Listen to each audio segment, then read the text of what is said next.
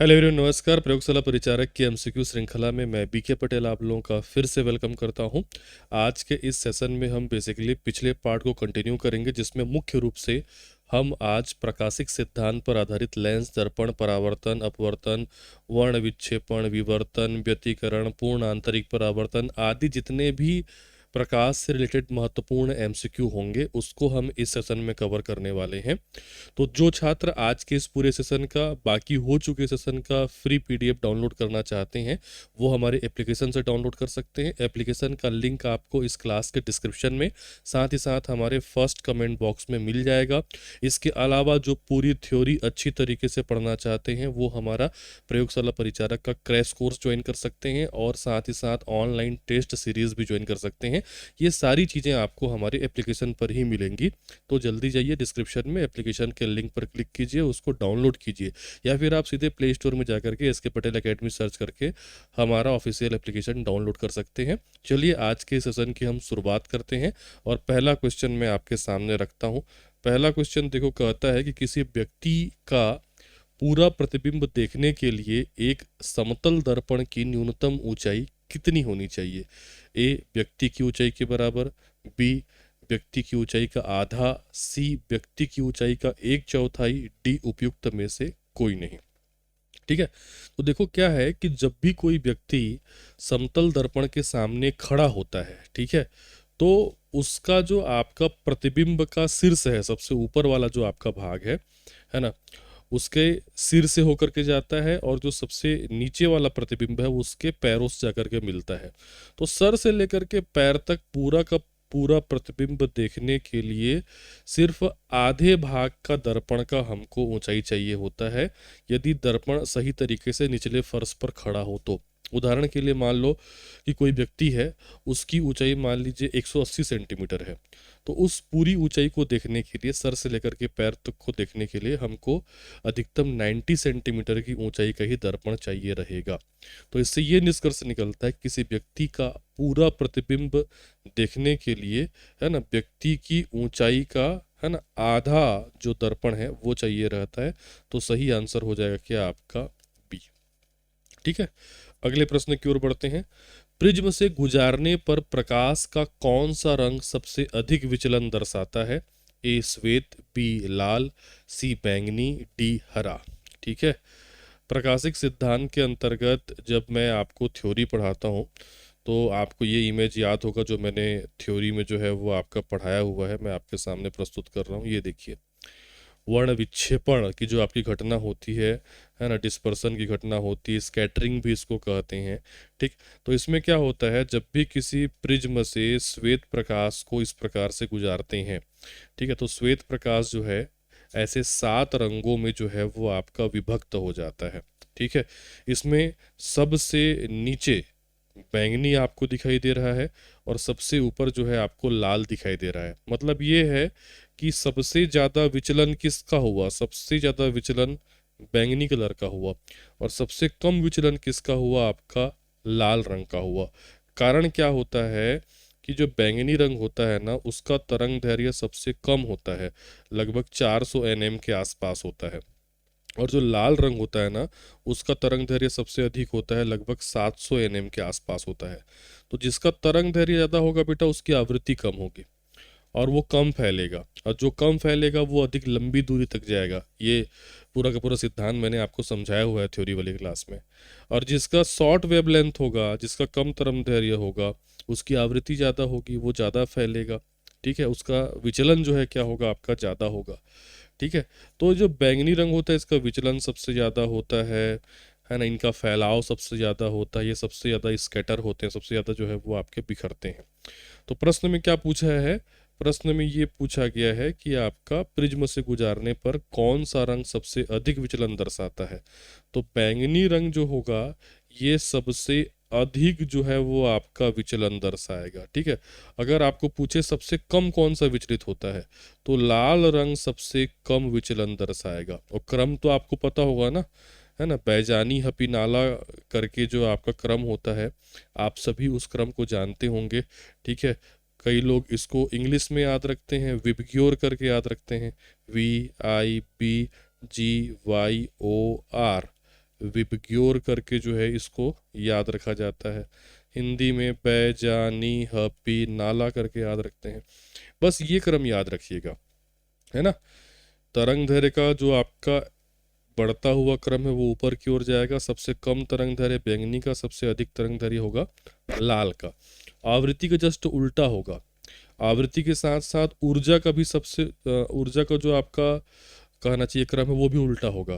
बैंगनी रंग की जो आपकी ऊर्जा होगी सबसे क्या होगी आपका अधिक, और लाल रंग की ऊर्जा सबसे क्या होगी आपका कम होगी। ठीक है, और ये पूरा का पूरा जो आप देख पा रहे हैं इसी को विजिबल लाइट कहते हैं, इसी को दृश्य प्रकाश कहा जाता है। ठीक है, इससे ऊपर और नीचे और भी तरंग दैर्घ्य की जो है आपका किरणें हैं, लेकिन उसको हम देख नहीं सकते, तो वो विजिबल लाइट नहीं कहलाता, वो दृश्य प्रकाश मतलब इनविजिबल लाइट कहलाता है। और दृश्य प्रकाश ये कहलाएगा विजिबल लाइट। ठीक है, जिसमें 7 रंग जो है आपके होते हैं। ठीक है, अब देखो इसमें और आपको इंटरेस्टिंग चीज़ बता रहा हूँ। लाल को क्या बोलते हैं? लाल को बोलते हैं रेड। रेड से ऊपर यदि आप जाओगे तो आता है इंफ्रारेड। इंफ्रारेड हिंदी में इसको कहते हैं अवरक्त किरणें। मतलब आप देख सकते हो कि अवरक्त किरणों का जो आपका तरंग दैर्घ्य है वो लाल से भी ऊपर है, क्योंकि ये लाल से ऊपर आ रही है। उसी प्रकार से नीचे क्या देख पा रहे हो बेटा? बैंगनी। बैंगनी से जो नीचे आता है ना उसको परा बैंगनी कहते हैं। परा बैंगनी, अल्ट्रा वायलेट कहते हैं इसको। बैंगनी मतलब वायलेट, और उसके नीचे क्या आपका अल्ट्रा वायलेट। तो परा बैंगनी बैंगनी से भी नीचे आता है, मतलब परा बैंगनी का तरंग दैर्घ्य बैंगनी से भी क्या होगा आपका कम होगा। ठीक है, और उल्टा अगर ऊर्जा की बात करोगे तो पराबैंगनी की आवृत्ति बैंगनी से भी अधिक होगी। पराबैंगनी की आवृत्ति जो है ऊर्जा जो है वो आपका बैंगनी से क्या होगी? अधिक होगी। ये चार्ट आप स्क्रीनशॉट करके रख लो, या फिर आप एप्लीकेशन में जाके इस पीडीएफ को जो है आपका डाउनलोड कर लो। ठीक है, यहाँ से कई प्रकार के क्वेश्चन बनेंगे। इसी सेशन में मैं बहुत सारे क्वेश्चन यहाँ से देने वाला हूँ, और आपके एग्जाम में 100% यहाँ से प्रश्न बनेगा। ठीक है, तो इस चीज को आप याद रखना। अगले प्रश्न की ओर बढ़ते हैं। अगला प्रश्न है, एक अंतरिक्ष यात्री को अंतरिक्ष में आकाश जो है वो कैसा दिखाई देता है? आपके ऑप्शन है ए लाल, बी नीला, सी काला, डी बैंगनी। ठीक है, तो देखो क्या होता है कि आकाश का नीला दिखाई देना, जनरली हम पृथ्वी पर जब खड़े रहते हैं तो हमको आकाश किस रंग का दिखाई देता है? नीला रंग का दिखाई देता है। या फिर समुद्र वगैरह भी जो है हमको ब्लू कलर का दिखाई देता है। पानी तो ब्लू कलर का है नहीं, वो दिखता हमको ब्लू कलर का है। इसका कारण है प्रकीर्णन की घटना, स्कैटरिंग। ठीक है, क्योंकि अभी अभी मैंने आपको इमेज के माध्यम से बताया कि जो नीचे के तरंग दैर्घ्य होंगे ये वाले, ये ज़्यादा विचलन करेंगे, इनका बिखराव जो है वो आपका ज़्यादा होगा, जबकि ऊपर वालों का कम होगा। इसीलिए जो खतरे के सिग्नल वगैरह होते हैं ना वो रेड कलर के बनाए जाते हैं, क्योंकि उनका विचलन कम होता है, उनका वेवलेंथ ज़्यादा होता है, वो लंबी दूरी तक चल सकते हैं, लंबी दूरी से वो हमको दिख सकते हैं। लेकिन इधर जो बैंगनी, जामुनी, नीला जो नीचे की ओर दिखाई दे रहा है, जो शॉर्ट वेवलेंथ वाले हैं, इनका प्रकीर्णन जो है आपका ज़्यादा होता है, ये फैलते हैं। तो जब सूर्य से वायुमंडल में प्रकाश प्रवेश करता है तो वायुमंडल में जो भी धूल के कण, जलवाष्प के कण होते हैं, उनसे टकरा करके सूर्य का प्रकाश जो है वो प्रकीर्णित होता है। प्रकीर्णन सबका होगा, लेकिन ज़्यादा किनका होगा? जिनका वेवलेंथ कम है, जिनका विचलन ज़्यादा होता है। तो ये नीचे का नीला, जामुनी, बैंगनी मिल करके एक सॉर्ट ऑफ ब्लू कलर का जो है आपका काइंड ऑफ इफेक्ट पैदा करते हैं। इसीलिए जो आकाश है या जो समुद्र है वो नीला दिखाई देता है। लेकिन अगर बात हो रही है अंतरिक्ष का, तो अंतरिक्ष में तो कोई पार्टिकल है ही नहीं ना। तो कोई पार्टिकल है ही नहीं, तो वहाँ पे तो प्रकीर्णन होगा ही नहीं। ठीक है, तो प्रकीर्णन होगा ही नहीं, तो वहाँ पे जो आपका अंतरिक्ष का जो आकाश है वो कैसा दिखता है? काला दिखाई देता है, क्योंकि अंतरिक्ष में कोई वायुमंडल है ही नहीं, प्रकीर्णन की घटना हो ही नहीं रही है। चाहे सूर्य का प्रकाश कितना भी वहाँ पे चमके, लेकिन आकाश वहाँ पे कैसा दिखाई देता है? काला दिखाई देता है, ब्लैक कलर का। तो राइट आंसर हो जाएगा आपका ए। ठीक है, नेक्स्ट क्वेश्चन की ओर जाते हैं। अगला क्वेश्चन है, प्रकाश का रंग निर्धारित होता है इसके ए आयाम से, बी तरंग दैर्घ्य से, सी तीव्रता से, डी वेग से। है ना, पूछ रहा है कि प्रकाश का जो कलर है वो किससे निर्धारित होता है। तो अभी जो मैंने आपको वेवलेंथ बताया था, एक इमेज बताया था कि लाल रंग का वेवलेंथ सबसे कम है, या फिर उसकी आवृत्ति जो है आपका लाल रंग का वेवलेंथ सबसे ज़्यादा है, या फिर आवृत्ति उसकी सबसे कम है। बैंगनी रंग का वेवलेंथ सबसे कम है और उसकी आवृत्ति सबसे ज़्यादा है। तो यहाँ पे जो दो वर्ड मैंने बोला, वेवलेंथ और फ्रीक्वेंसी, तरंग दैर्घ्य और आवृत्ति, यही दो चीज़ों के ऊपर प्रकाश का रंग निर्भर करता है। ना ही तीव्रता पर निर्भर करेगा, ना ही आयाम पे, ना ही वेग पे। प्रकाश का जो रंग है निर्धारित होगा या तो बेटा वेवलेंथ पे निर्धारित होगा, या तो उसकी फ्रीक्वेंसी पे निर्धारित होगा, या तो तरंग दैर्घ्य के चलते उसका रंग निर्धारित होगा, या तो आवृत्ति के चलते होगा। ठीक है, तो ऑप्शन में तो तरंग दैर्घ्य है, इसीलिए आंसर जाएगा आपका बी। अगला क्वेश्चन देखिए, किसी वस्तु का आवर्धित और आभासी प्रतिबिंब प्राप्त करने के लिए प्रयोग किया जाता है। ए समतल दर्पण, बी उत्तल दर्पण, सी अवतल दर्पण, डी अवतल लेंस। ठीक है, क्या बोल रहा है, किसी वस्तु का आवर्धित मतलब बड़ा, वस्तु से बड़ा, और आभासी प्रतिबिंब प्राप्त करने के लिए किसका प्रयोग जो है वो आप करते हैं। ठीक है, देखो एक चीज मैं बता दूं, दर्पण बेसिकली तीन प्रकार के जो दर्पण होते हैं, समतल, उत्तल और अवतल। इसमें से जो उत्तल और अवतल दर्पण हैं, इनसे आप आभासी प्रतिबिंब ही प्राप्त कर सकते हो। ठीक है, यहाँ पे उल्टा हो गया, मैं ये बोलना चाह रहा हूँ, जो समतल दर्पण है और उत्तल दर्पण है, इनसे आप आभासी प्रतिबिंब ही प्राप्त कर सकते हो। जबकि जो अवतल दर्पण होता है, इससे आप आभासी प्रतिबिंब भी प्राप्त कर सकते हो, इससे वास्तविक प्रतिबिंब भी प्राप्त कर सकते हो। ठीक है, डिपेंड करता है कि वस्तु जो है वो कैसा है। अवतल दर्पण में, अवतल दर्पण में वस्तु किस स्थिति पर है उसके आधार पर उसमें प्रतिबिंब बनता है। समतल दर्पण की बात करें तो समतल दर्पण में जो प्रतिबिंब वस्तु के बराबर बनता है, और उत्तल दर्पण में जो प्रतिबिंब होता है वो वस्तु से छोटा बनता है। ठीक है, और इन दोनों में जो प्रतिबिंब होता है समतल और उत्तल दर्पण में, वो सीधा बनता है। जबकि अवतल दर्पण बहुत ही खास दर्पण है, इसमें प्रतिबिंब छोटा भी बन सकता है, बड़ा भी बन सकता है, सीधा भी बन सकता है, उल्टा भी बन सकता है ना। ये किस पे डिपेंड करता है, वस्तु की स्थिति पे। वस्तु अनंत पे है तो अलग बनेगा, वस्तु अनंत और फोकस के बीच है तो अलग बनेगा, वक्रता केंद्र और फोकस के बीच है तो अलग बनेगा, वक्रता केंद्र पर है, फोकस पर है, फोकस और ध्रुव के बीच में है। अलग अलग 6-7 प्रकार के कंडीशन होते हैं। आगामी क्वेश्चंस में आपको बताऊंगा इसको, हालांकि मैंने थ्योरी वाली क्लास में आपको डिटेल्स इसको समझाया हुआ है। तो वहाँ पे अलग अलग प्रकार के इमेज क्रिएट होते हैं, प्रतिबिंब बनते हैं किसके, वस्तु के। तो यहाँ पे पूछा है कि बड़ा और आभासी प्रतिबिंब। ठीक है, तो समतल दर्पण में और उत्तल दर्पण में तो बड़ा बनेगा नहीं, बड़ा किस में बन रहा है, अवतल दर्पण में। ठीक है, तो आंसर जाएगा आपका सी। अगला प्रश्न देखिए। ठीक है, देखो मैंने यहाँ पे ये पूरा का पूरा इंक्लूड कर दिया है स्थिति, है ना। आपके पीडीएफ में ये इंक्लूड है, आप डाउनलोड करके इसको देख लेना, क्योंकि इसको भी मैं समझाऊंगा तो ये समय लेगा। मैंने यहाँ पे पूरे चित्र के माध्यम से स्थितियाँ बताई हुई हैं। ये स्थिति देख लो, अनंत है, ये वक्रता केंद्र है, ये फोकस, ये ध्रुव है। तो एक स्थिति क्या होगी, पहला स्थिति जब वस्तु अनंत पर हो तो कैसा प्रतिबिंब बनेगा, दूसरा स्थिति जब वस्तु अनंत और वक्रता केंद्र के बीच हो तो कैसा प्रतिबिंब बनेगा, तीसरी स्थिति जब वस्तु वक्रता केंद्र पर हो, चौथी स्थिति जब वस्तु वक्रता केंद्र और फोकस के बीच हो, पांचवी स्थिति जब वस्तु फोकस पर हो, और छठवीं स्थिति जब वस्तु फोकस और ध्रुव के बीच हो। तो ऐसे 6 कंडीशन बनते हैं, है ना। और हर में कैसा कैसा इमेज बनता है, कैसा कैसा प्रतिबिंब बनता है, वो मैं आपको बताया हूँ। बस एक चीज़ यहाँ पे मैं बता दे रहा हूँ संक्षेप में, बाकी डिटेल में आप उसको पढ़िएगा। मैंने एक चीज़ आप याद रखना बेटा दिमाग में, कि सीधा एक ही कंडीशन में बनता है, जब वस्तु फोकस और ध्रुव के बीच हो तभी। बाकी हर कंडीशन में उल्टा बनता है। मतलब ये हो गया आपका फोकस और ये हो गया ध्रुव, इसके बीच यदि वस्तु है तभी आपका सीधा प्रतिबिंब बनेगा। बाकी हर कंडीशन में इधर देख लीजिए, प्रतिबिंब कैसा बनेगा, आपका उल्टा बनता है। ठीक है, चलो आगे बढ़ते हैं। अगला प्रश्न देखो, पृथ्वी से देखने पर आकाश किस कारण से नीला होता है। अभी अभी मैंने ये पूरा का पूरा सिद्धांत समझाया। ठीक है, सूर्य प्रकाश का क्या होना, प्रकीर्णन होना। तो इसमें ऑप्शन देख लेते हैं। ए लिखा है सूर्य प्रकाश का परावर्तन होना, गलत। बी सूर्य के प्रकाश का अपवर्तन होना, गलत। सी वायुमंडल में सूर्य के लघुत्तर तरंग दैर्घ्य का प्रकीर्णन, ये सही है। ठीक है। डी वायुमंडल में सूर्य के प्रकाश के दीर्घतर तरंग दैर्घ्य का प्रकीर्णन, ये गलत है। भाई प्रकीर्णन किसका होता है, मैं बार बार बोल रहा हूँ, प्रकीर्णन होता है शॉर्ट वेव लेंथ के जो भी प्रकाश के रंग होते हैं, लाइक बैंगनी का होगा, है ना, ब्लू का होगा, इनका जो है आपका प्रकीर्णन जो है आपका ज़्यादा होता है।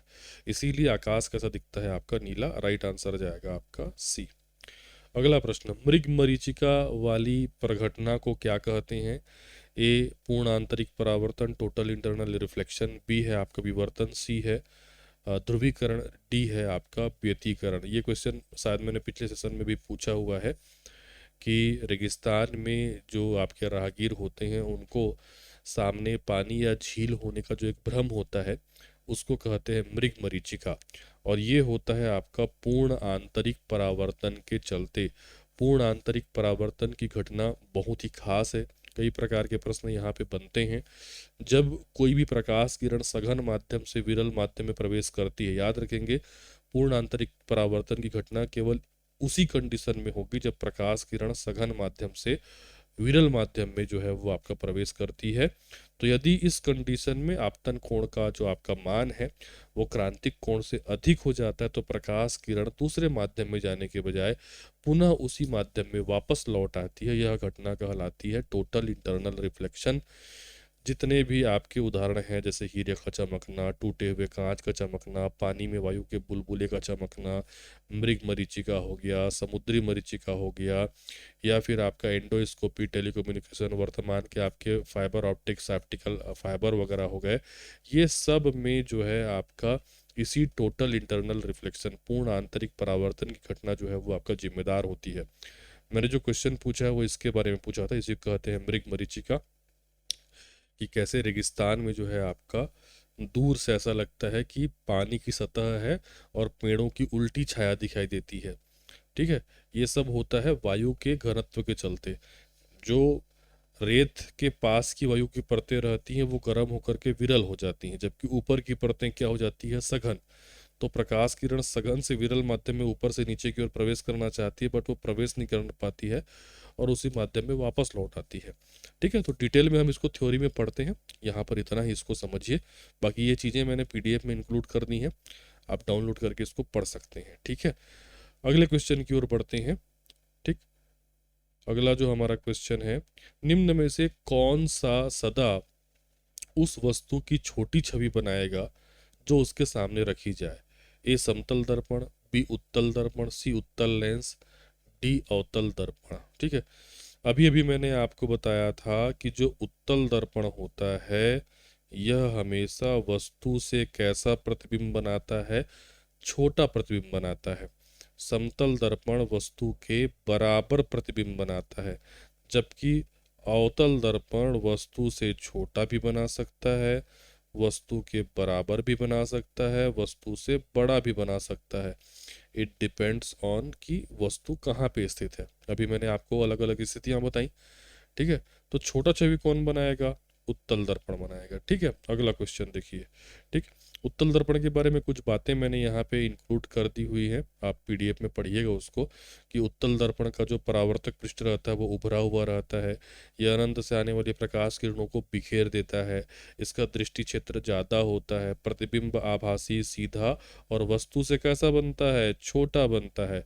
इसीलिए जो गाड़ियों के साइड मिरर वगैरह होते हैं, चौक चौराहों में लगने वाले जो फ्लश का मिरर होते हैं उसमें उत्तल दर्पण का प्रयोग करते हैं, क्योंकि इसका जो विजन एरिया होता है, दृष्टि क्षेत्र रहता है, वो बड़ा रहता है। ठीक है।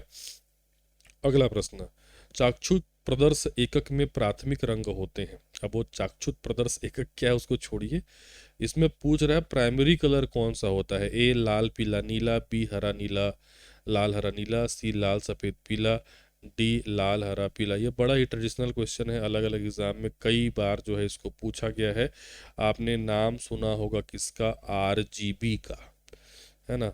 आरजीबी को ही प्राइमरी कलर कहा जाता है, रेड ग्रीन ब्लू। क्या? Red green blue, red green, अच्छा इसमें तो पीला हो गया। ठीक है।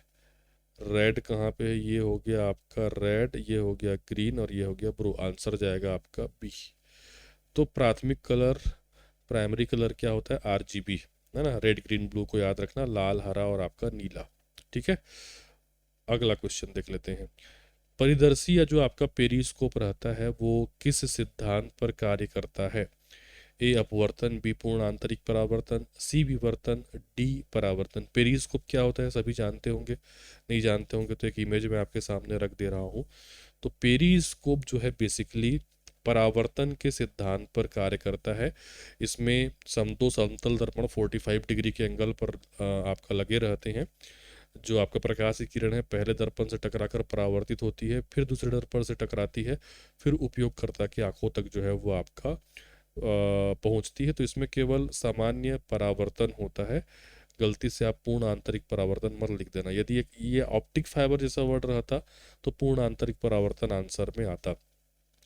फिर इसका का प्रयोग जनरली जो होता है आपने देखा होगा पनडुब्बी वगैरह में होता है। ठीक है, तो राइट आंसर जाएगा डी। अगला क्वेश्चन देखते हैं, क्वेश्चन नंबर, निम्नलिखित में से किस प्रकार की तरंगों का प्रयोग रात्रि दृष्टि उपकरण में किया जाता है? रात्रि दृष्टि उपकरण बहुत कठिन वर्ड है। नाइट विजन, नाइट विजन रात्रि में देखने के जो उपकरण होते हैं उसमें किस प्रकार की तरंगों का प्रयोग करते हैं? ए रेडियो तरंग, बी सूक्ष्म तरंग, सी अवरक्त तरंग, डी उपयुक्त में से कोई नहीं। ठीक है, तो जो जो भी नाइट विजन डिवाइस होते हैं, आपके घर में सीसीटीवी कैमरा वगैरह लगा होगा जो नाइट में भी जो है आपका काम करता है, या फिर जो आर्मी वगैरह के लोग रहते हैं वो नाइट विजन गॉगल पहनते हैं, कैमरा वगैरह नाइट विजन वाले आते हैं। तो रात्रि में देखने के लिए एक्चुअल में जो आईआर वेव्स होते हैं, इंफ्रारेड वेव्स होते हैं या अवरक्त तरंगे होती हैं, उनका जो है आपका प्रयोग होता है। ठीक है, देखो क्या होती है, हर जो वस्तु होती है ना, खास करके जो जीवित वस्तु होती है वो कुछ न कुछ मात्रा में उष्मा जो है वो आपका उत्सर्जित करती है, जो कि अवरक्त तरंगों के रूप में होता है। तो जो भी नाइट विजन डिवाइसेस होते हैं उनमें जो सेंसर लगे होते हैं वो उन अवरक्त विकिरणों को आपका कैप्चर करके एक दृश्य छवि में कन्वर्ट कर देते हैं। इस प्रकार अंधेरे में भी वस्तु जो की जो आकृति है वो आपकी दिखाई देती है। ठीक है, जबकि ऑप्शन में जो रेडियो तरंग होते हैं ये मेनली संचार वगैरह के लिए यूज़ होते हैं। जो सूक्ष्म तरंग होते हैं माइक्रोवेव्स, वो माइक्रोवेव ओवन में यूज़ होते हैं या फिर रडार टेक्नोलॉजी में यूज़ होते हैं। तो इसमें सही आंसर हो जाएगा अवरक्त तरंग। ठीक है, अगले क्वेश्चन की ओर बढ़ते हैं। अगला प्रश्न है, दीर्घ रेडियो तरंगे पृथ्वी के किस सतह से परावर्तित होती हैं? ए क्षोभ मंडल, बी आयन मंडल, सी क्षोभ सीमा, डी डी है समताप मंडल।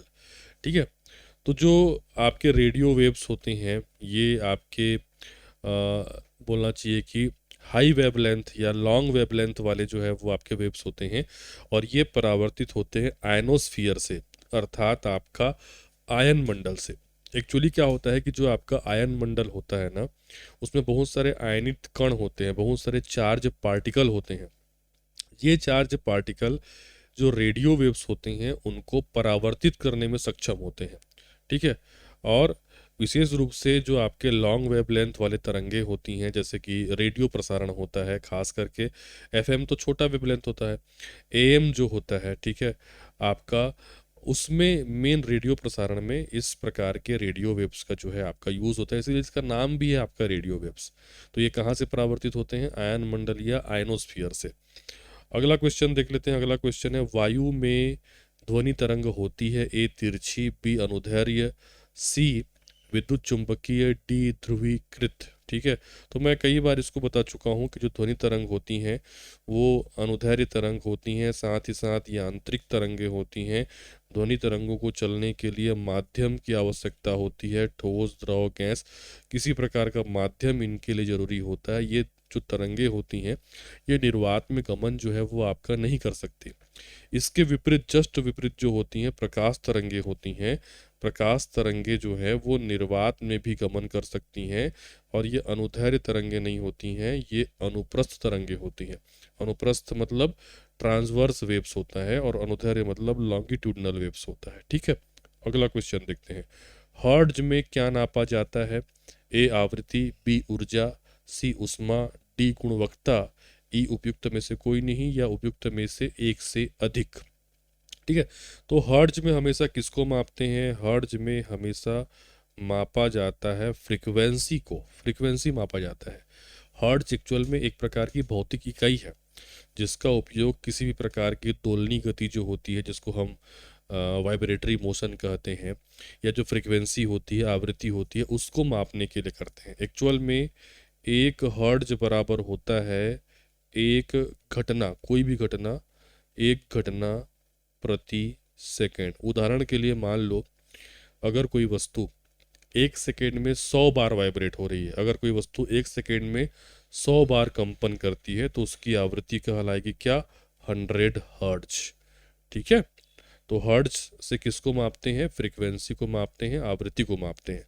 अगला प्रश्न है बेटा, एंगस्ट्रॉम किसकी इकाई होती है? ए तरंग दैर्ध्य की, बी ऊर्जा की, सी आवृत्ति की, डी आपका वेग की। तो आवृत्ति का तो हमने बता दिया, आवृत्ति को हर्ट्ज से मापते हैं। एंगस्ट्रॉम से मापते हैं बेटा वेवलेंथ को, तरंग दैर्ध्य को। ठीक है, वेवलेंथ को या तरंग दैर्ध्य को जो है आपका एंगस्ट्रॉम से मापा जाता है। एक्चुअल में एंगस्ट्रॉम लंबाई की एक बहुत छोटी इकाई होती है जिसका प्रयोग आमतौर पे जो प्रकाश का तरंग दैर्ध्य वगैरह होता है उसको व्यक्त करने के लिए किया जाता है। ठीक है, इसको ऐसा ए के ऊपर इस प्रकार से बिंदु से प्रदर्शित करते हैं। अगला प्रश्न है, देखिए, सही कथन चुनिए। ए लाल प्रकाश का तरंग दैर्ध्य बैंगनी प्रकाश से कम है, बी लाल प्रकाश का तरंग दैर्ध्य बैंगनी प्रकाश से ज़्यादा है, सी बैंगनी प्रकाश का तरंग दैर्ध्य हरे प्रकाश से ज़्यादा है, डी बैंगनी प्रकाश का तरंग दैर्ध्य पीले प्रकाश से ज़्यादा है। जब भी ऐसा वेवलेंथ वाला क्वेश्चन आए, आपके दिमाग में मैंने जो एक इमेज बताया हुआ है वो दिमाग में बैठे रहना चाहिए। ठीक है, क्या बताया है देखो, फिर से मैं यहाँ पे वो चीज़ें रख दे रहा हूँ। इसको एकदम दिमाग में आप अच्छे से जो है बिठा लेना। मैं बार बार बोल रहा हूँ, यहाँ से प्रश्न बनेगा ही बनेगा। आप देख, सीधा आप याद रखना, लाल सबसे ऊपर, बैंगनी सबसे नीचे। तरंग दैर्ध्य का बढ़ता हुआ क्रम ऐसा, लाल रंग का तरंग दैर्ध्य सबसे ज़्यादा, बैंगनी रंग का तरंग दैर्ध्य सबसे कम। फिर लाल, अब नीचे की ओर आते जाओगे तो लाल से कम तरंग दैर्ध्य नारंगी का, नारंगी से कम पीला का, पीला से कम हरा का, हरा से कम नीला, फिर जामुनी, फिर बैंगनी। और मैंने कहा था आवृत्ति या ऊर्जा का जस्ट क्या होगा? उल्टा जो है वो आपका क्रम होगा। ठीक है, लाल रंग की आवृत्ति सबसे कम या ऊर्जा सबसे कम, बैंगनी रंग की आवृत्ति या ऊर्जा सबसे अधिक। ठीक है, लगभग कितना कितना होता है वो मैंने बता दिया है। जो आपका बैंगनी रंग होता है उसका जो आपका वेवलेंथ होता है, या तो बोल सकते हो 400 nm होता है या 3950 एंगस्ट्रॉम होता है। लाल रंग का जो आपका तरंग दैर्ध्य होता है 700 nm या लगभग 7600 एंगस्ट्रॉम होता है। लाल रंग से ऊपर क्या होता है बताओ? लाल रंग से, रेड से ऊपर मैंने क्या बोला था? रेड से ऊपर इंफ्रारेड होता है, अवरक्त, है ना। और बैंगनी से नीचे क्या होता है? परा बैंगनी या अल्ट्रा वायलेट बोलते हैं, अल्ट्रा वायलेट। ठीक है, तो बैंगनी से नीचे है परा बैंगनी, मतलब बैंगनी से और कम तरंग दैर्ध्य किसका होगा? परा बैंगनी का। और लाल का तरंग दैर्ध्य सबसे ज्यादा है, उससे भी ज्यादा तरंग दैर्ध्य किसका होगा? आपका अवरक्त का। ठीक है, तो अब बात कर लेते हैं क्वेश्चन में क्या क्या चीज लिखा हुआ है। तो क्वेश्चन की अगर हम बात करें तो ए लाल प्रकाश का तरंग दैर्ध्य बैंगनी प्रकाश से कम है, ये तो गलत हो गया, सही कथन चुनने को बोला है ना, ये तो गलत है। ठीक है, बी लाल प्रकाश का तरंग दैर्ध्य बैंगनी प्रकाश से ज्यादा है, बिल्कुल ये तो सही है।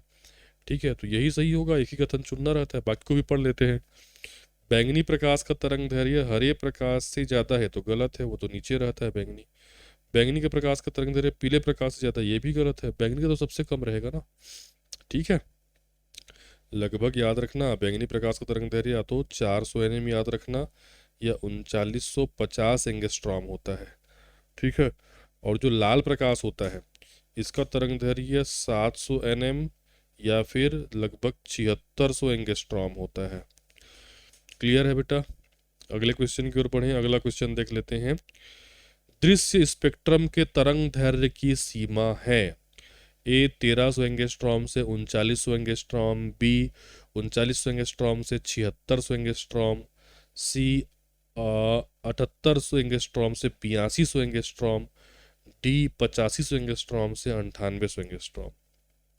अभी अभी मैंने बताया, दृश्य स्पेक्ट्रम के बारे में बताया ना, देखो ये चीज़ मैंने बताया अभी अभी कि देखो ये, यही तो विजिबल लाइट है ना बेटा, यही विजिबल लाइट है। लाल से लेकर के बैंगनी वाला ही तो आपका विजिबल लाइट कहलाता है। अब इसमें लाल रंग का देखो तरंग दैर्घ्य कितना है, लगभग 7600 एंगस्ट्रॉम। बैंगनी का तरंग दैर्घ्य मैंने बताया आपका 3950 एंगस्ट्रॉम। तो दृश्य प्रकाश का जो आपका विजिबल आपका जो लाइट है, उसका तरंग दैर्घ्य का सीमा कितना हो जाएगा, उसका तरंग दैर्घ्य का सीमा हो जाएगा 3950 एंगस्ट्रॉम से 7600 एंगस्ट्रॉम। ऑप्शन में दिया है क्या, देख लो, ये तो गलत है, ये भी गलत है, ये भी गलत है। अब भले ही 3950 नहीं लिखा है, लेकिन ऑप्शन के आधार पर 3900 से 7600 एंगस्ट्रॉम, इसको आप आंसर जो है आप ले सकते हो। तो राइट आंसर हो जाएगा आपका ये बी। क्लियर है? ठीक है, आगे बढ़ते हैं, अगला क्वेश्चन देख लेते हैं। अगला प्रश्न है, अवरक्त दृश्य और पराबैंगनी विकिरण या प्रकाश के भिन्न गुणधर्म होते हैं। इन विकिरणों या प्रकाश के संबंध में निम्नलिखित में से कौन सा कथन सही नहीं है, पूछा है। ए, पराबैंगनी विकिरण की तुलना में अवरक्त का तरंग दैर्घ्य अधिक होता है। बी, दृश्य प्रकाश की तुलना में पराबैंगनी का तरंग दैर्घ्य छोटा होता है। सी है, अवरक्त प्रकाश की तुलना में दृश्य प्रकाश की फोटॉन ऊर्जा अधिक होती है। और डी है, दृश्य प्रकाश की तुलना में पराबैंगनी की फोटॉन ऊर्जा जो है वो आपका कम होती है। ठीक है, चलो एक एक को देखते हैं। पराबैंगनी विकिरण की तुलना में अवरक्त का तरंग दैर्घ्य अधिक होता है। ठीक है, अवरक्त देखो इंफ्रा रेड से भी ऊपर जाएगा इंफ्रारेड, और बैंगनी से भी नीचे जाएगा पराबैंगनी। तो भाई आपका अवरक्त जब लाल से भी ऊपर है तो अवरक्त का तरंग दैर्घ्य पराबैंगनी से तो ऊपर होगा ही होगा, ये सही है। बी है, दृश्य प्रकाश की तुलना में पराबैंगनी का तरंग दैर्घ्य जो है वो आपका छोटा होता है। बिल्कुल तरंग दैर्घ्य पराबैंगनी का छोटा होगा, क्योंकि वो तो बैंगनी से भी नीचे जाता है, ये भी सही है। सी है, अवरक्त प्रकाश की तुलना में दृश्य प्रकाश की फोटॉन ऊर्जा अधिक होती है। ऊर्जा के बारे में बार बार एक चीज जो है मैं आपको बताया हूँ, क्या बताया हूँ, फिर से मैं आपको उस इमेज को दिखा देता हूँ, ये देखो।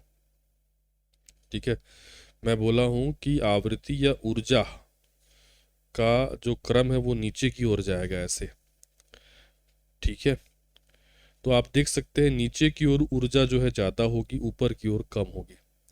अब आपके क्वेश्चन में ये बोल रहा है, क्वेश्चन में देखो क्या बोल रहा है आपके, कि अवरक्त प्रकाश की तुलना में दृश्य प्रकाश की फोटॉन ऊर्जा अधिक होती है। अवरक्त प्रकाश ऊपर की ओर है, दृश्य प्रकाश उससे नीचे है, तो ऊपर वाले का ऊर्जा क्या होगा, कम होगा, नीचे वाले का ऊर्जा क्या होगा, अधिक होगा। तो अवरक्त प्रकाश की तुलना में दृश्य प्रकाश की फोटॉन ऊर्जा अधिक होगी, तो ये बेटा सही वर्ड है। ठीक है, और अगला वर्ड जो लिखा हुआ है कि दृश्य प्रकाश की तुलना में पराबैंगनी की फोटॉन ऊर्जा कम होती है, ये गलत हो जाता है ना, क्योंकि जो पराबैंगनी होगा वो दृश्य प्रकाश से नीचे की ओर होगा ना, और नीचे की ओर हम आते हैं तो ऊर्जा होनी चाहिए क्या, अधिक। ये उल्टा लिख दिया है, तो ये आंसर हो जाएगा आपका गलत। इसीलिए राइट आंसर जाएगा आपका डी, क्योंकि क्या सही नहीं है यही पूछा है। इसीलिए मैंने बोला बार बार, ये जो इमेज मैं आपके सामने रखा हूं ना, ये काफ़ी खास है, इससे कई प्रकार के प्रश्न बनते हैं।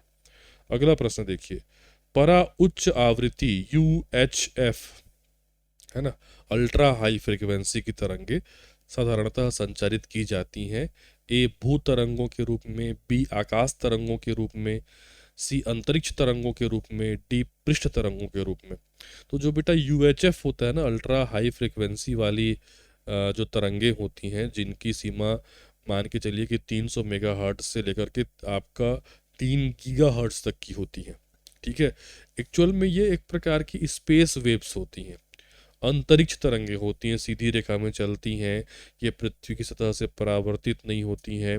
संचार के लिए जो उपग्रह सैटेलाइट वगैरह होते हैं, टावर वगैरह होते हैं, उनके बीच ये प्रमुख माध्यम होती हैं। टीवी प्रसारण, मोबाइल प्रसारण, आपके सैटेलाइट जो आपके फ़ोन या सैटेलाइट जो रेडियो होते हैं, उनमें इनका यूज़ होता है। तो ये जो परा उच्च आवृत्ति या अल्ट्रा हाई फ्रिक्वेंसी की तरंगे होती हैं, इनको अंतरिक्ष तरंगों के रूप में जाना जाता है। ठीक है, अगला, टेलीविजन दर्शक दिशा एंटीना प्रयुक्त करते हुए बरसात में उपग्रह सिग्नल नहीं प्राप्त करते क्योंकि एक, एंटीना छोटे होते हैं। दो, वर्षा की बूंद रेडियो तरंगों की ऊर्जा अवशोषित करती है। तीन है, वर्षा की बूंद रेडियो तरंगों की ऊर्जा की मूल दिशा को विचलित करती है। आपके घर में भी डीटीएच वगैरह होगा, वो छोटा एंटीना ही है एक्चुअल में। पहले बड़े डिश वगैरह आते थे, कई बच्चे तो देखे भी नहीं होंगे, है ना। जब हम छोटे थे तो बड़े बड़े छतरी जो है आपका आया करते थे, अब तो छोटी छतरी आती है, ठीक है। तो एक कारण ये सही है कि एंटीना जो है वो आपके छोटे होते हैं। तो एंटीना छोटे होते हैं तो वो सिग्नल को सही तरीके से कैच नहीं कर पाते। सामान्य स्थिति में तो सिग्नल को सही तरीके से पकड़ लेते हैं, लेकिन जब बारिश वगैरह होता है, बादल वगैरह आ जाता है, तो फिर सिग्नल कमज़ोर हो जाता है। तो कमज़ोर सिग्नल को वैसे भी कैच नहीं कर पाते, रीज़न है एंटीना छोटा होता है। दूसरा, वर्षा की बूंदें रेडियो तरंगों की ऊर्जा अवशोषित करती हैं, ये भी बिल्कुल सही है, इसके चलते भी सिग्नल कमज़ोर होता है। तीसरा, वर्षा की बूंदें रेडियो तरंगों की जो आपकी दिशा होती है उसको उन लोग क्या करते हैं, विचलित, क्योंकि जो बूंदें होती हैं वो सिग्नल को स्कैटर करती हैं, रिफ्लेक्ट करती हैं, जिससे सिग्नल का पथ बदल जाता है।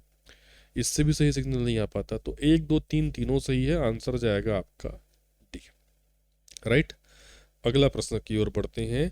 निम्न में से कौन यांत्रिक तरंग है? ए रेडियो तरंग, बी एक्स तरंग, सी प्रकाश तरंग, डी ध्वनि तरंग। कई बार बता चुका, ध्वनि तरंग मैकेनिकल वेव्स होते हैं, यांत्रिक तरंगे होती हैं जिनको चलने के लिए माध्यम चाहिए, ठोस द्रव गैस, ये निर्वात में गमन नहीं करती हैं। साथ ही ध्वनि तरंगे अनुदैर्ध्य तरंगे होती हैं।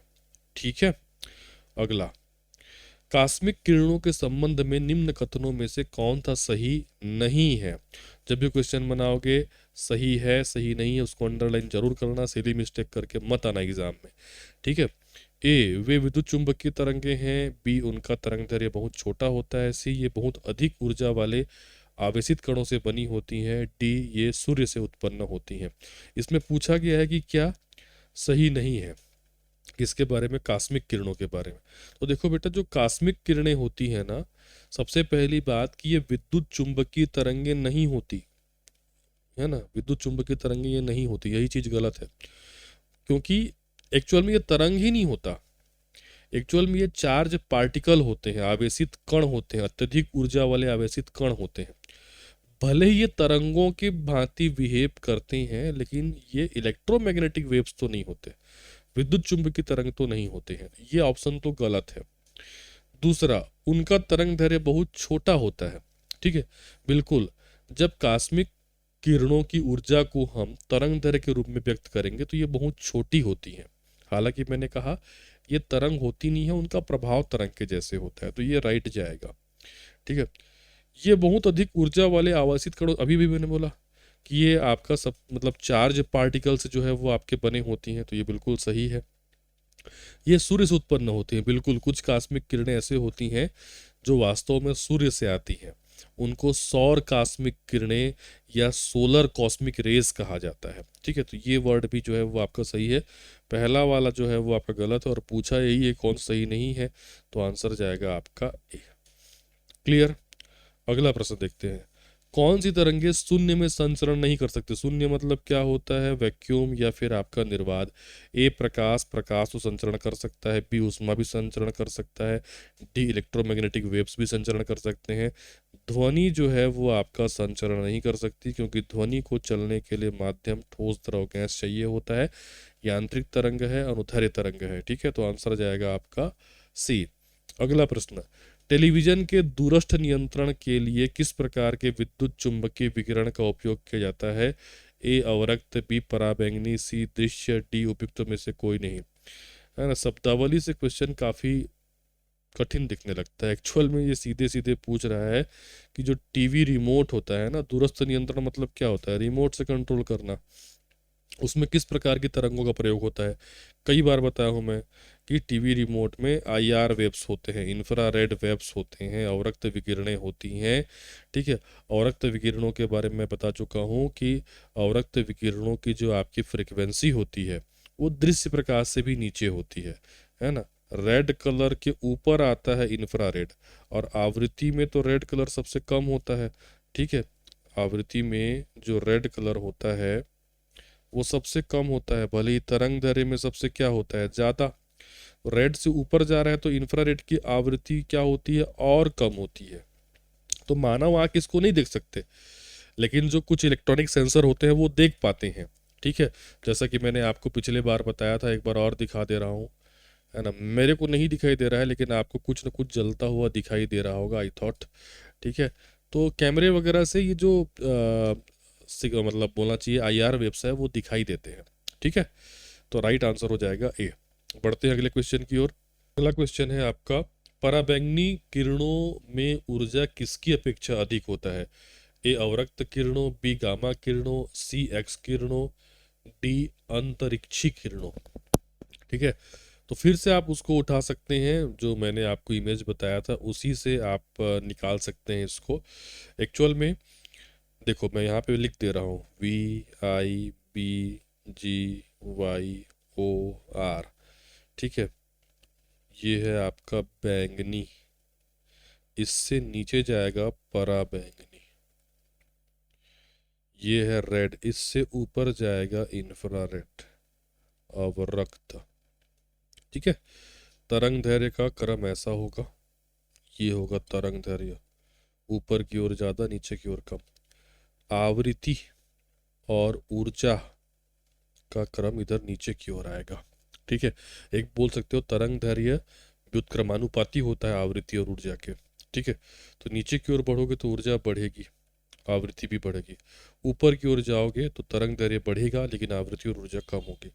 पूछ रहा है पराबैंगनी किरणों में ऊर्जा किसकी अपेक्षा अधिक होता है? अवरक्त विकिरणों की तुलना में अधिक होगा क्या पराबैंगनी विकिरणों में? ठीक है, यहाँ पे देखो, ये है पराबैंगनी। ठीक है, और यहाँ पे है आपका अवरक्त। तो अवरक्त का ऊर्जा देख सकते हो क्या होगा, कम होगा, और पराबैंगनी का ऊर्जा क्या होगा, अधिक होगा। तो पराबैंगनी में अवरक्त की तुलना में ऊर्जा क्या होगी, अधिक होगी। आंसर जाएगा आपका ए। बाकी जो गामा है, एक्स है, इनका स्थिति कहाँ पे आता है तो ये भी बताऊंगा अगले क्वेश्चन में, इसको बताऊंगा, क्योंकि इसको बता दूंगा फिर वो क्वेश्चन आप आंसर कर डालोगे। ठीक है, अगला प्रश्न देखिए, जल उपचार में पराबैंगनी किरणों का प्रयोग किस रूप में किया जाता है? ए जल अपघटक, बी रोगाणुनाशक, सी उर्णीकारक, डी अवक्षेपक। ठीक है, तो जल उपचार में पराबैंगनी किरणों का प्रयोग जो है वो आपका रोगाणुनाशक के रूप में करते हैं। क्यों? क्योंकि देखो, पराबैंगनी किरणों में ऊर्जा काफ़ी ज़्यादा होती है। ठीक है, जैसा कि मैंने आपको बताया, तो ये जो पराबैंगनी किरणें होती हैं, अल्ट्रावायलेट जो आपके रेज होते हैं, ये हमारे टिश्यू तक को नष्ट करने में सक्षम होते हैं। ठीक है, वो तो ओजोन परत है कि जो हमको बचा के रखा हुआ है, और जो यूवी लाइट होती हैं उसको बचाने के लिए ही हम सनग्लासेस पहनते हैं। ठीक, तो यूवी किरणें एक्चुअल में क्या करती हैं, जो भी बैक्टीरिया वगैरह होते हैं, जीवाणु वगैरह होते हैं, विषाणु वगैरह होते हैं, उनके डीएनए को ये नष्ट कर देती हैं। इसीलिए जो यूवी रेज होती हैं, इनका प्रयोग जो जल शोधक मशीन होते हैं, है ना, अस्पताल होते हैं, लैब होते हैं, वहाँ पे कीटाणुनाशक या रोगाणुनाशक के रूप में इनका प्रयोग करते हैं। ठीक है, अगला प्रश्न देखते हैं, एक्स किरणें किस प्रकार की तरंगे हैं? ए अनुदैर्ध्य, बी अनुप्रस्थ, सी विद्युत चुंबकीय, डी है आपका प्रत्यास्थ।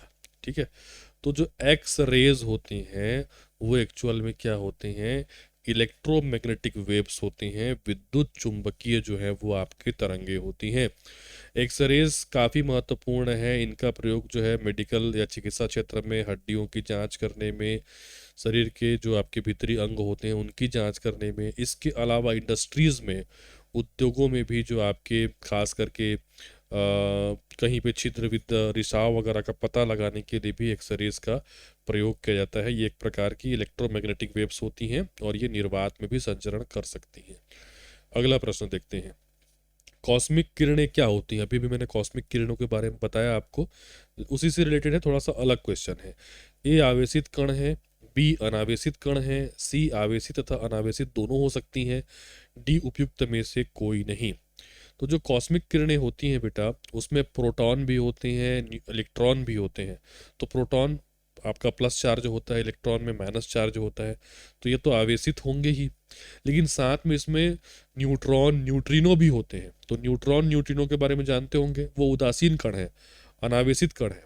तो कॉस्मिक किरणों में आपका ये आवेशित प्रकार की भी होंगी और अनावेशित प्रकार की भी हो सकते हैं।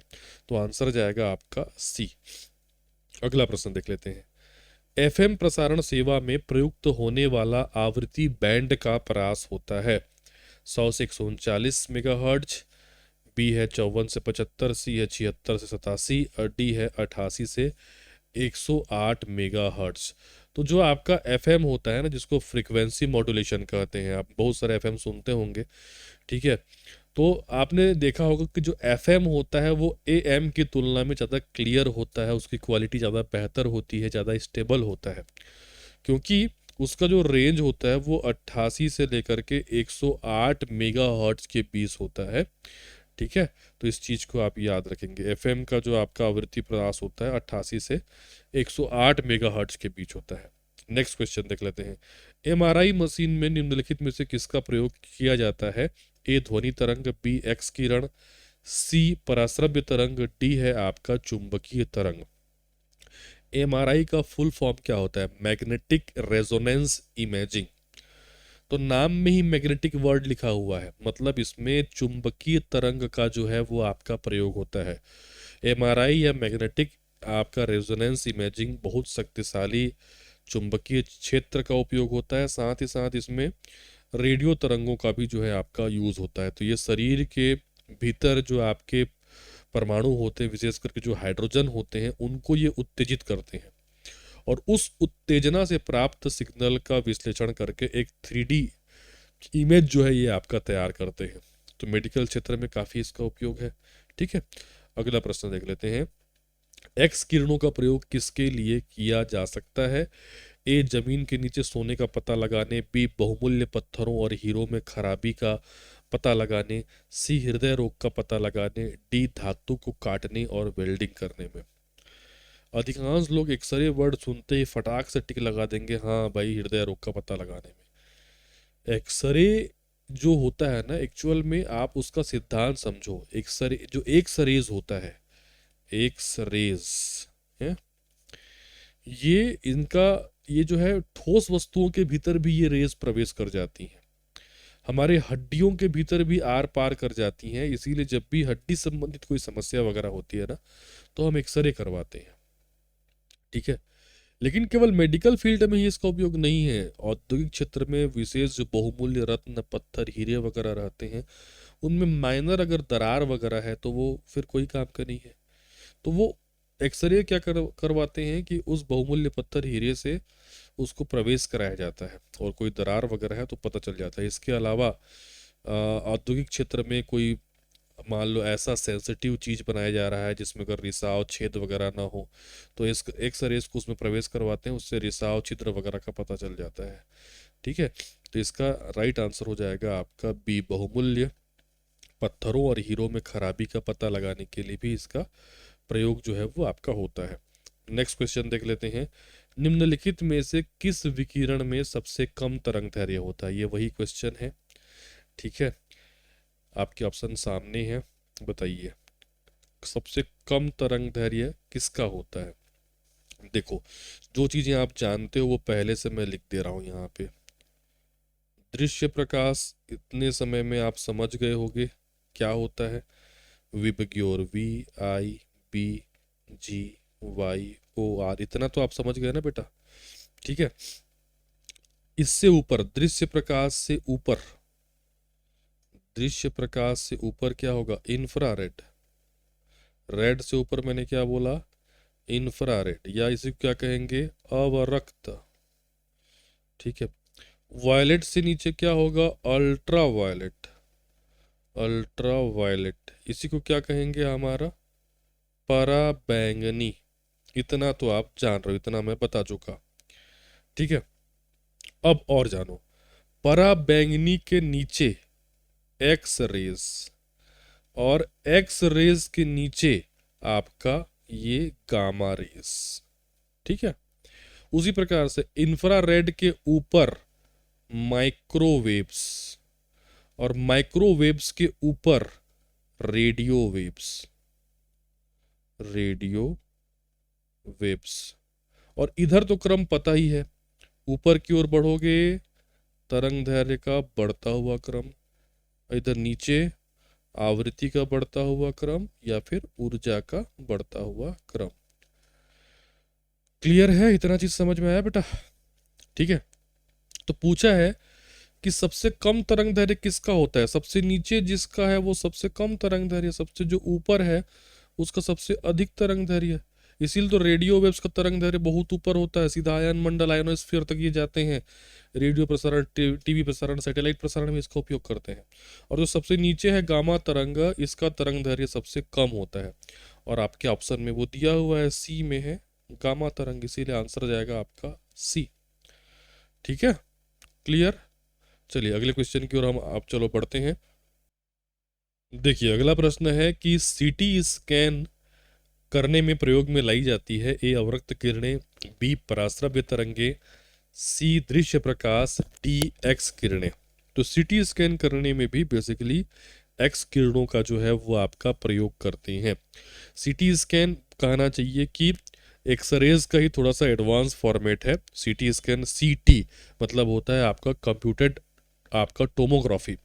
तो कंप्यूटर टोमोग्राफी में क्या करते हैं कि इसमें जो एक्स रेज होती हैं उसकी बहुत सारी बीम अलग अलग एंगल से हमारे शरीर में प्रवेश कराई जाती हैं, और कंप्यूटर क्या करता है कि इन छवियों को जोड़ करके एक 3D इमेज बना देता है। इसको कंप्यूटर टोमोग्राफी कहा जाता है। तो यह हड्डियों के लिए या विशेष प्रकार के ट्यूमर के लिए या ब्लीडिंग, शरीर में किसी प्रकार की ब्लीडिंग वगैरह आदि को डिटेक्ट करने में बहुत उपयोगी होता है। अगला प्रश्न देख लेते हैं। दो उत्तरोत्तर श्रृंग अथवा दो उत्तरोत्तर गर्त के बीच की दूरी को जो है वो आपका क्या कहा जाता है। तो भाई दो समान बिंदुओं, जैसे दो श्रृंग या फिर दो गर्त, है ना। श्रृंग मतलब ऊपर की ओर, गर्त मतलब नीचे की ओर। ठीक है, ऐसा मैं बोल रहा हूँ ना, ऐसा ऐसा ऐसा। तो दो उत्तरोत्तर श्रृंग या फिर दो उत्तरोत्तर गर्त की बीच की दूरी को ही क्या कहते हैं, वेवलेंथ कहते हैं या तरंग दैर्घ्य कहते हैं। आंसर जाएगा आपका बी। अगला क्वेश्चन कथन वाला क्वेश्चन है। देखिए कथन एक दिया हुआ है, सर्च लाइट में प्रयुक्त होने वाला दर्पण परवलयिक होता है। ठीक है, और उसके बाद दूसरा कथन जो आपका दिया हुआ है वो लिखा हुआ है कि परवलयिक दर्पण के फोकस पर स्रोत से आने वाली सभी किरणें समांतर किरण पुंज के रूप में जो है वो आपका परावर्तित होती हैं। कूट दिया हुआ है ए, दोनों कथन सत्य हैं और कथन दो एक की व्याख्या करता है। बी है दोनों सत्य हैं लेकिन दो एक की व्याख्या नहीं करता। सी है एक सही है और दूसरा गलत है, और डी है एक गलत है और दूसरा सही है, जैसा नॉर्मल कथन, कूट वाले कथन, कारण वाले क्वेश्चन रहते हैं। तो देखो सर्च लाइट में प्रयुक्त होने वाला दर्पण पैराबोलिक होता है, परवलयिक होता है। मतलब आपका अवतल सरीखे होता है, अवतल जो आपका दर्पण होता है वैसा। ठीक है, ये कॉन्सेप्ट आपको पता होना चाहिए कि कोई भी जो आपके इस प्रकार से परवलयाकार दर्पण या अवतल दर्पण होता है, इसमें गड्ढे नुमा परावर्तक पृष्ठ होता है जो अनंत से आने वाली प्रकाश किरणों को फोकस में ऐसा केंद्रित कर देता है। ठीक है, तो एक समानांतर प्रकाश किरण प्राप्त होती है। तो जो भी गाड़ियों के हेडलाइट होते हैं या फिर आपका जो टॉर्च वगैरह होता है, इसमें इसी प्रकार के जो है आपका दर्पण का प्रयोग किया जाता है। तो कथन में आपका लिखा हुआ है कि सर्च लाइट में प्रयुक्त होने वाला दर्पण परवलयिक मतलब अवतल दर्पण होता है, और यह फोकस स्रोत पर आने वाली सभी किरणें समांतर किरण पुंज के रूप में इसमें क्या होती हैं, परावर्तित होती हैं। तो दोनों सही है। तो कथन और कारण बोलना चाहिए, या दोनों कथन सही है और कथन दो और एक, कथन दो जो है एक की सही व्याख्या करता है। आंसर जाएगा आपका ए। अगला प्रश्न देख लेते हैं। ठीक, यदि किसी दर्पण के आगे कितनी भी दूरी पर खड़ा रहने पर प्रतिबिंब सीधा दिखाई दे रहा है तो वह दर्पण किस प्रकार का होगा। ए या तो समतल या तो उत्तल, बी अवतल, डी केवल समतल, या फिर डी केवल उत्तल। तो मैंने बताया है कि समतल दर्पण और उत्तल दर्पण यही दो दर्पण हैं जिनमें प्रतिबिंब सीधा बनता है। और मैंने बताया हुआ है कि अवतल में तो भाई सीधा भी बनता है और उल्टा भी बनता है। ठीक है, अधिकांश कंडीशन में उल्टा बनता है अवतल में, और केवल वस्तु जब फोकस और ध्रुव के बीच हो तभी सीधा बनता है। लेकिन समतल दर्पण और उत्तल दर्पण ऐसे दर्पण है जिसमें वस्तु का प्रतिबिंब हमेशा सीधा बनता है, चाहे वह कितनी भी दूरी पर हो। ठीक है, तो ये राइट आंसर हो जाएगा, या तो अवतल या तो समतल दर्पण में या तो उत्तल दर्पण में प्रतिबिंब कैसा बनता है, आपका सीधा बनता है। क्लियर है? ठीक है, आगे बढ़े। अगला क्वेश्चन देखिए। जब कोई उत्तल लेंस किसी वस्तु का वास्तविक प्रतिबिंब बनाता है, यहाँ पे लेंस लिखा हुआ है, ठीक है, दर्पण नहीं लिखा हुआ है, तो उस वस्तु और उसके प्रतिबिंब के बीच की न्यूनतम दूरी कितने के बराबर होती है? वस्तु और बनने वाले प्रतिबिंब के बीच की न्यूनतम दूरी कितने के बराबर होती है? ए, उस उत्तल लेंस की फोकस दूरी के बराबर। बी, उस उत्तल लेंस की फोकस दूरी की दोगुनी।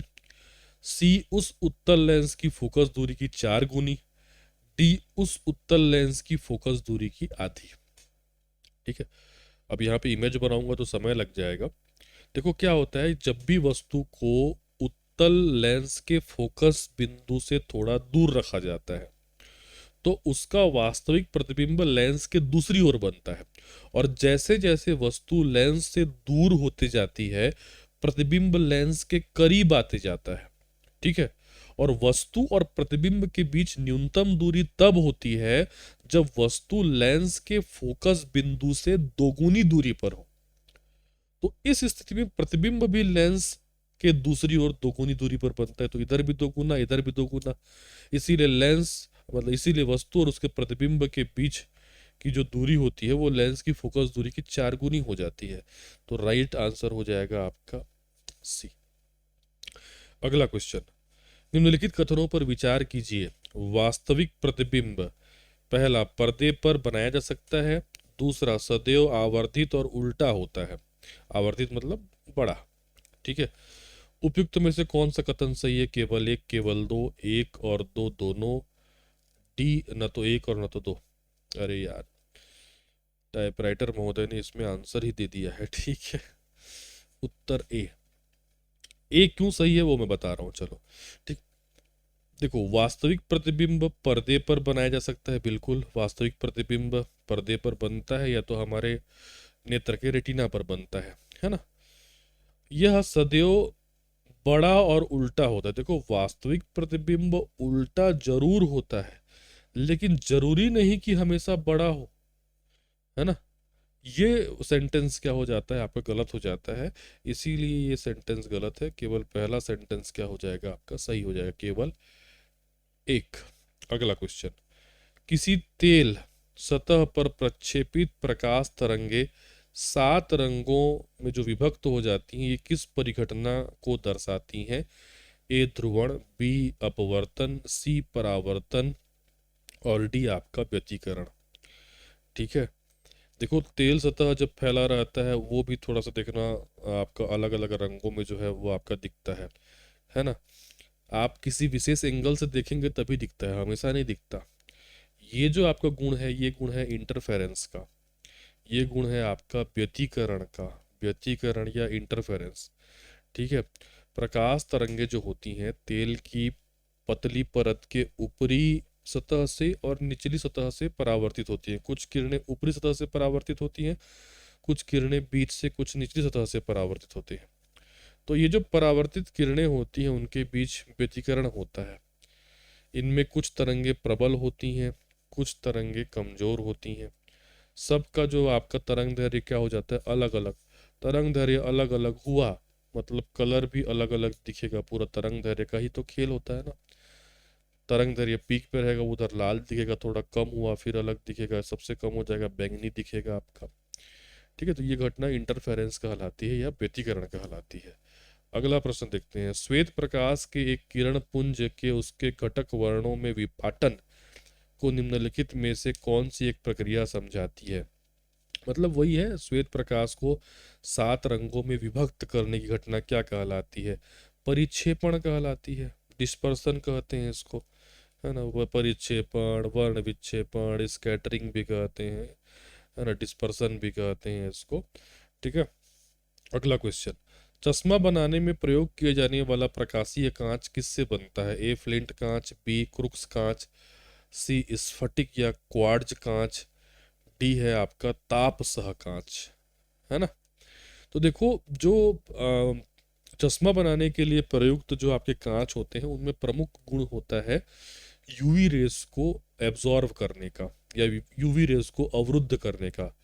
तो क्रुक्स कांच में ये गुण होता है, इसमें सीरियम ऑक्साइड जो है वो आपका मिलाया जाता है जो यूवी लाइट को अवरुद्ध करता है और हमारे आँख को बचाता है। जबकि पेरीस्कोप वगैरह हो गया वो बनाने के लिए फ्लिंट कांच का प्रयोग करते हैं। तो यहाँ पे चश्मा के बारे में पूछा गया है, तो चश्मा बनाने के लिए क्रुक्स कांच का जो है वो आपका प्रयोग किया जाता है।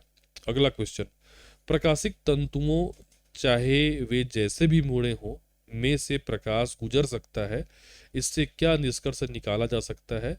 ए, यह संकल्पना कि प्रकाश सीधी रेखा में चलता है। डी, प्रकाश प्रकाशिक तंतुओं से प्रवाहित हो सकता है। सी, तंतुओं की तन्यता के कारण उनमें से होकर प्रकाश गुजर सकता है। डी, बहुल पूर्ण आंतरिक परावर्तन के कारण प्रकाश प्रकाशिक तंतुओं में से होकर गुजर सकता है। ठीक है, प्रकाशिक तंतु हिंदी मतलब इंग्लिश में इसको कहते हैं ऑप्टिकल फाइबर। इसके बारे में मैंने पूर्ण आंतरिक पढ़ाने के दौरान आपको बताया हुआ है कि ऑप्टिकल फाइबर या फिर आपके घरों में जो आपने जियो फाइबर लगवाया होगा, एयरटेल फाइबर लगवाया होगा इंटरनेट के लिए, तो वो ऑप्टिकल फाइबर एक्चुअल में काम करता है टोटल इंटरनल रिफ्लेक्शन के सिद्धांत पर, पूर्ण आंतरिक परावर्तन के सिद्धांत पर। आंसर जाएगा आपका डी। ठीक है, अगला प्रश्न देख लेते हैं। अपवर्तन होने पर प्रकाश की किरण के वेग में परिवर्तन होता है। इस संदर्भ में निम्नलिखित कथनों में से कौन सा एक जो है वो आपका सही है। ए, किरण के विरल से सघन में गमन करने पर वेग बढ़ता है। बी, किरण के सघन से विरल में गमन करने पर वेग घटता है। सी, किरण के विरल से सघन में गमन करने पर वेग घटता है। और डी है, वेग में परिवर्तन माध्यम की प्रकृति पर निर्भर नहीं करता। अरे भाई, वेग में परिवर्तन, प्रकाश के वेग में परिवर्तन बिल्कुल माध्यम की प्रकृति पर निर्भर करता है। देखो मैं आपको समझाता हूँ। ठीक है, ये हो गया बेटा निर्वात, है ना। फिर एक माध्यम अपन ले रहे हैं वायु, फिर एक माध्यम अपन ले रहे हैं आपका जल का, फिर एक माध्यम अपन ठोस में ले लेते हैं आपका कांच का। तो प्रकाश की जो स्पीड होगी ना कुछ ऐसी होगी। ठीक है, देखो बेटा, माध्यम जितना सघन होगा प्रकाश की चाल उतनी कम होगी। माध्यम जितना कम हो, माध्यम जितना विरल होगा, जहाँ पे पार्टिकल्स कम होंगे, जहाँ पे अवरोध कम होंगे, वहाँ पे प्रकाश की चाल उतनी ज़्यादा अधिक होगी। तो जब भी प्रकाश किरण सघन माध्यम से विरल माध्यम में प्रवेश करेगी तो उसकी चाल बढ़ेगी भाई, और जब भी प्रकाश किरण विरल से सघन माध्यम में प्रवेश करेगी तो उसकी चाल घटेगी। अब देख लो क्वेश्चन क्या बोल रहा है। ठीक है, पहला पहला लिखा है कि विरल से सघन में जाने पर वेग बढ़ता है। गलत भाई, सघन से विरल में जाने पर वेग घटता है, ये भी गलत। विरल से सघन में जाने पर वेग घटता है, ये वर्ड क्या है आपका, सही है। आंसर जाएगा सी। अगला प्रश्न, जब सूर्य क्षितिज के निकट होता है अर्थात सुबह को और शाम को, तब वह लालिमा युक्त दिखाई देता है, इसका कारण क्या है। ठीक है, देखो सूर्यास्त और सूर्योदय दो ऐसे समय हैं जब सूर्य क्षितिज के निकट होता है, या ये दो ऐसे समय होते हैं जब सूर्य हमसे सर्वाधिक दूरी पर होता है। तो हमारी आंखों तक सूर्य की वही रंग की प्रकाश किरणें पहुंच पाती हैं जो लंबी दूरी तक गमन करती हैं, और लंबी दूरी तक वही प्रकाश किरण गमन करेगी जिसका वेवलेंथ ज्यादा हो, जिसका तरंग दैर्घ्य ज्यादा हो, अर्थात ऊपर की लाल नारंगी वाली जो आपकी प्रकाश किरणें होती हैं वो लंबी दूरी तक गमन करती हैं। इसीलिए हमको बाकी कलर नहीं दिखता जब सूर्य हमसे दूर में रहता है, तो बस लालिमा या नारंगी टाइप जो है वो आपका दिखाई देता है। कारण है कि लाल रंग का जो तरंग दैर्घ्य है वो आपका अधिक है, तो लंबी दूरी तक गमन कर रहा है। इसीलिए तो खतरे के सिग्नल लाल रंग के बनाए जाते हैं। अब ऑप्शन में क्या है वो देख लेते हैं। लाल प्रकाश का वायुमंडल द्वारा न्यूनतम जो है वो आपका प्रकीर्णन होता है, बिल्कुल यही कारण तो सही है भाई। जो लंबी दूरी तक जाएगी कम प्रकीर्णित होगी, तभी तो लंबी दूरी तक जाएगी। जो कम फैलेगी वो लंबी दूरी तक जाएगी, जो ज्यादा फैलेगी वो कम दूरी तक जाएगी। ठीक है, आंसर आ जाएगा आपका ए। चलो नेक्स्ट क्वेश्चन देख लेते हैं। निम्नलिखित कथनों में से कौन सा एक सही नहीं है? ठीक है। ए, किसी अवतल लेंस की वक्रता त्रिज्या इसकी फोकस दूरी की दोगुनी होती है, सही है। किसी उत्तल लेंस की क्षमता ऋणात्मक होती है जबकि अवतल लेंस की क्षमता धनात्मक होती है, और यही तो गलत हो गया, ये उल्टा लिखा है। उत्तल लेंस की क्षमता क्या होती है? धनात्मक होती है, जबकि अवतल लेंस की क्षमता को ऋणात्मक माना जाता है। ठीक है, ये गलत वर्ड है। समतल दर्पण की वक्रता त्रिज्या अनंत होती है, बिल्कुल सही वर्ड है। जब कोई प्रकाश किरण सघन माध्यम से विरल माध्यम में जाती है तो अपवर्तन कोण संगत आपतन कोण से बड़ा, ये भी सही है। ठीक है, गलत ये है। अगला प्रश्न देख लेते हैं। निम्नलिखित कथनों में से कौन सा एक सही है पूछा है। ठीक है। ए, अनंत पर स्थित किसी वस्तु का अवतल दर्पण द्वारा बना प्रतिबिंब मुख्य फोकस पर होता है और अत्यंत ह्रासित, वास्तविक और व्युत्क्रमिक होता है। अवतल दर्पण से परावर्तन के पश्चात मुख्य अक्ष के समांतर प्रकाश की किरण दर्पण के मुख्य फोकस से अपसारित प्रतीत होती है। भाई अपसारित प्रतीत नहीं होती भाई, अभिसरित प्रतीत होती है अवतल दर्पण में, तो ये तो गलत है। किसी गोली दर्पण की फोकस दूरी इसकी वक्रता त्रिज्या की दोगुनी होती है, दोगुनी नहीं होती, आधी होती है, ये भी गलत है। किसी विरल माध्यम से सघन माध्यम में प्रवेश करने पर प्रकाश किरण अभिलंब से दूर हटती है, दूर हटती नहीं भाई, अभिलंब की ओर झुकती है, ये भी गलत है। तो सही यही होगा, लेकिन क्या बोल रहा है उसको पढ़ लो। अनंत पर स्थित किसी वस्तु का अवतल दर्पण द्वारा बना प्रतिबिंब, ठीक है, मुख्य फोकस पर होता है, अत्यंत ह्रासित मतलब बहुत छोटा, ठीक है, वास्तविक और व्युत्क्रमिक मतलब उल्टा होता है, बिल्कुल सही है ये। मैंने कंडीशन आपको बताए हुए अवतल दर्पण के, उसी में से ये सही निकलेगा। आप उसको पीडीएफ में से डाउनलोड करके चेक कर लेना, ठीक है, एप्लीकेशन से डाउनलोड कर लेना। अगला प्रश्न पढ़ते हैं। ठीक है। जब कोई प्रकाश किरण कांच की सिल्ली या स्लैब में प्रवेश करती है तो इसकी केवल आवृत्ति बदलती है, बी आवृत्ति और वेग जो है वो आपका बदलते हैं, सी आवृत्ति नहीं बदलती, डी आवृत्ति और तरंग दैर्घ्य बदलती है। ठीक है, देखो जब प्रकाश किसी पारदर्शी माध्यम में प्रवेश करता है तो प्रकाश का वेग बदल जाएगा, क्योंकि भाई सघन विरल तो होगा ना, वायु से कांच में जा रहा है तो कांच सघन है तो वेग तो बदलेगा। ठीक है, उसका तरंग दैर्घ्य ये भी बदल जाएगा, लेकिन बेटा आवृत्ति नहीं बदलती। आंसर जाएगा आपका सी। अगला प्रश्न, किसी अवतल दर्पण द्वारा किसी वस्तु पर बना प्रतिबिंब आभासी ऊर्ध्वशीर्ष मतलब सीधा तथा आवर्धित मतलब बड़ा बनता है, तब वस्तु कहाँ पर स्थित है? ये क्वेश्चन भी आपको उस इमेज के माध्यम से ही पता चलेगा। क्या क्या कंडीशन दे रहा है? प्रतिबिंब आभासी बनना चाहिए, सीधा बनना चाहिए और बड़ा बनना चाहिए। सीधा और बड़ा, देखो मैं आपको बता चुका हूं कि केवल एक ही कंडीशन होता है अवतल दर्पण में, जब प्रतिबिंब सीधा बनता है, बाकी हर कंडीशन में उल्टा बनता है। वो कंडीशन क्या है? जब वस्तु फोकस और ध्रुव के बीच में होंगी ना, यहाँ पर वस्तु होगी, तभी जो है वो आपका सीधा बनेगा। तो दर्पण के ध्रुव और मुख्य फोकस के बीच होगी तभी। ठीक है, ये देखो, इसी को आपको देखना है।